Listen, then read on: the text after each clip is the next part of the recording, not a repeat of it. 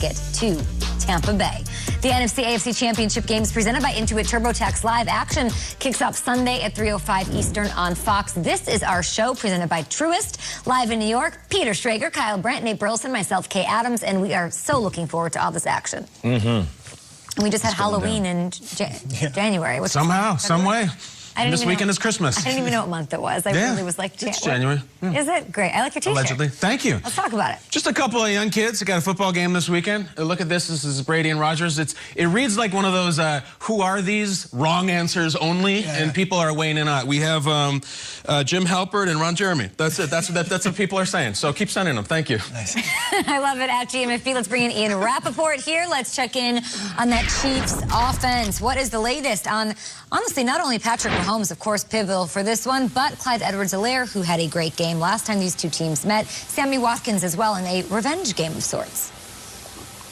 Well, let's start with Patrick Mahomes. He was limited yesterday in practice, which is actually a really good sign because he was also limited on Wednesday, still in the NFL's concussion protocol. But the fact that he did not have a setback from Wednesday to Thursday is a sign that he is at least on track to be out on the field on Sunday. We will see if Patrick Mahomes is able to practice fully today.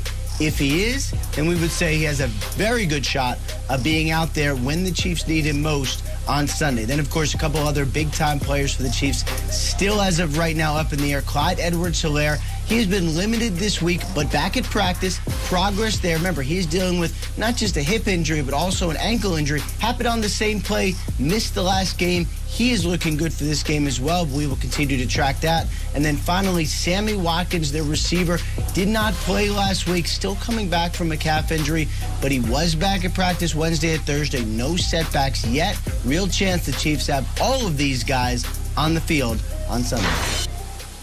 Not good news for Bills fans, that's for sure. Our picks are coming up here on the show. Ian, appreciate the updates all around. And it's safe to say the two quarterbacks we expect to see in the AFC Championship game were the cream of the crop during the regular season. We all been talking about it. We got the best four. These certainly the best two in that conference. They are top five in almost everything. Maybe it's Allen, maybe it's Mahomes. What do you think, Kyle, will be the deciding factor in the Bills-Chiefs game on Sunday? A couple things. Can Mahomes move? Can he move? Can he move well? Can he run?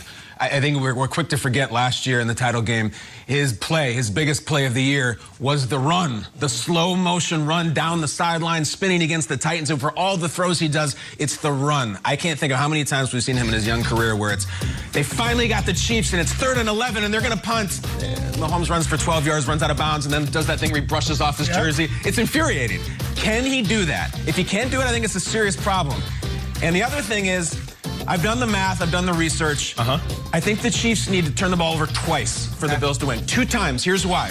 Patrick Mahomes has started 52 games. Games with Chiefs, no turnovers, he's 14-2. The games with 1 turnover, he's 22-3. If you get 2 turnovers from the Chiefs, he's 7-4. It guarantees nothing. They had 2 turnovers in the Super Bowl. Still pretty good. It's not bad. Look, he threw 2 picks in the Super Bowl and they still won, but it gives you a chance. Now listen, this is that game where the ball goes off the hands of, I don't know, Anthony Sherman or Demarcus Robinson, and they pick it off. I don't think he's making 2 pure interceptions. He just doesn't do it.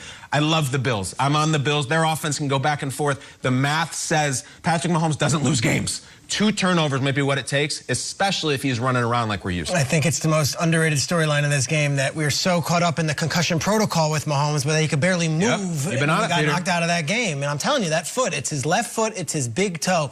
That's his plant. That is a lot of the stuff. And you saw there was a couple throws there in the end of the first half where Mahomes, he just didn't have the strength. And Romo called it out. Tony Romo was like, he usually makes those throws. That's the foot that's bothering him. The protocol wagged the dog away from the foot. I think it's everything. If he's on the field, it's still not the Mahomes we're used to. And yet, to me, Kay, the deciding factor of this game will come down to the other quarterback, because I think this is going to be it's going to be a shootout. This is going to be a shootout. Last week I came on the show and was like, the first team to 20 is going to win, Bills versus Ravens. And it was 17-3. I think this one, the defense that holds a team under 35 is going to win. I think this one is like one of those 42-39 shootouts. And I think Mahomes throws the ball all over the yard. Sorry, Leslie Frazier's defense. I think Mahomes is that good. And then Josh Allen's going to have to answer the call. Josh Allen statistically was fine against the Colts. Last week, didn't have to do anything that was special against the Ravens because of the game plan. It was like, let's just worry about our defense. Let's get it done. Josh Allen needs to be amazing. No margin for error. No margin of error. And guess what? He was amazing this entire season. He really was. I don't want to see the Josh Allen from last week. I don't want to see the Josh Allen from Wild Card Week. I want to see the Josh Allen from the loss they had to the Chiefs in Week 6 straight through to Week 17. Josh Allen was as good as any quarterback in football. That includes Mahomes. That includes Rodgers. You need the good stuff, Peter. Like the top shelf of the liquor cap. The good stuff. This isn't going to be one of those games where we're relying on a Taron Johnson 102-yard pick to win this, and it's certainly not going to be on Devin Singletary to churn out 120 yards. Josh Allen, this is your time. The most important factor of this game will be the quarterback of the Bills and whether he's at the top of that pyramid. Because right now, it's Mahomes, it's Rodgers, and Russell Wilson kind of hanging on still. Josh Allen wins this game, he is in the conversation. I think he's got it. He has to have it on Sunday. Kyle, do you think Josh Allen can avoid making the big mistake if he does get into a shootout with Patrick Mahomes? It's the question. It's the number one question. How confident are you? I'm pretty confident, but listen, I'm not totally confident. I know Mahomes is going to be great. I think Josh Allen's going to be great. This is the biggest game of his life. Josh Allen has definitely matured. You don't see him making those mistakes as often as he used to. This matchup has two of the most entertaining offenses in all of business. The play calling is going to be there. So for me, this game is going to come down who can be more creative.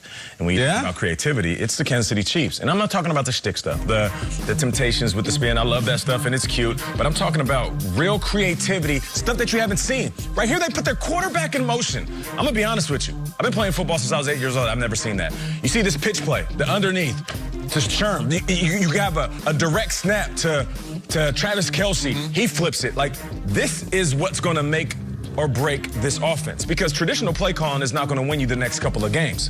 We see the creative play calling from Bieniemy and Andy Reid. The more that you do it, the harder it is for teams to stop you. I was once told as a little kid, you can't use up creativity.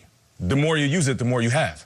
And that's a compliment to the offense, but also it puts every defense in a bind. Nate, don't sleep on the Bills' creativity. I mean, in their first playoff game, Josh Allen caught a touchdown. That's a fact. They'll do it. And Deion Dawkins caught a touchdown in a big game against the Patriots last year. But I feel like if the Bills will call two plays that seem like trick plays, as we like to call them, or very creative plays, the Chiefs will call 5. And it isn't like, oh, man, this is something we've been saving. They will empty the bag this weekend. And if the Bills can't do the same, I feel like that is going to be a deciding factor in who wins. We'll see who the MVP is of that AFC matchup. I'd like to take a moment to recognize the real MVPs of this past year. They've been the dedicated frontline healthcare workers, of course, who put their lives and continue to do so at risk, and we owe them our ongoing gratitude. So the NFL is going to use the Super Bowl, the biggest stage we have,